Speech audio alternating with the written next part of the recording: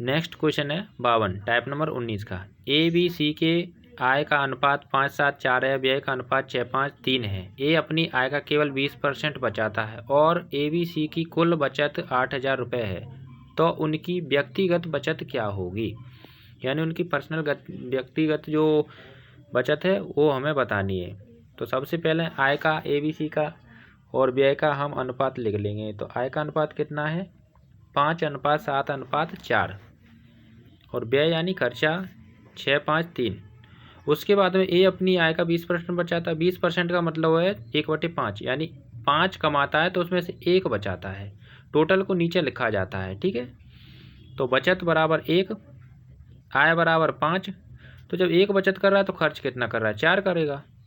अब यहाँ पर ए की आय और खर्चा 2 दिए हैं, तो सबसे पहले हम पहले वाले को बराबर करेंगे, खर्चे और आय को। उसके बाद में फिर हमें 5:4 में बांटेंगे। तो यहाँ ए के 2-2 आय तथा व्यय दिए हैं।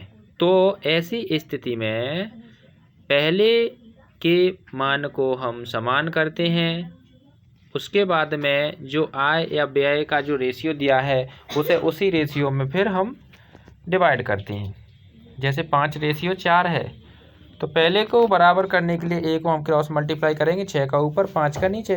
उसके बाद में फिर आय ऊपर और व्यय नीचे। तो आय कितना है? जो रियल आय 5 है और रियल व्यय कितना है? 4 है।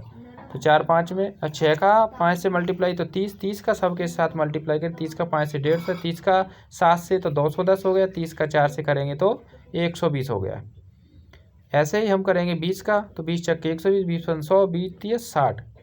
और ये क्या है हमारा? इनकम और एक्सपेंडिचर। एक्सपेंडिचर का मतलब हो गया व्यय, इनकम का मतलब आय हो गया। अब हमें सेविंग का रेशियो बताना है। तो सेविंग का रेशियो कितना आएगा? 150 में से 120 कम किए 30, 110 में से 100 कम किए 110, 120 में से 60 चले गए दिन पर 60 बचे। अब इन सब का जो बचत है सबकी ए बी सी की, वो हमारे पास 8,000 है। तो इनके अनुपात वाली संख्याओं को हम ऐड कर लेंगे। तो 30, 110, 60, 200 होते हैं। 200 बराबर 8,000, तो 1 बराबर 40। अब ए की बचत, तो ए की बचत बराबर कितनी है? तो ए की बचत है 30। जब 1 बराबर 40 है तो 30 बराबर 1200। ऐसे ही बी की बचत बराबर 110 इंटू 40 बराबर 4400 और सी की बचत 60 इंटू 40 बराबर 2400। अब 1200, 4400 और 2400 हमारा करेक्ट उत्तर हो जाएगा फ्रेंड्स, ऑप्शन नंबर ए।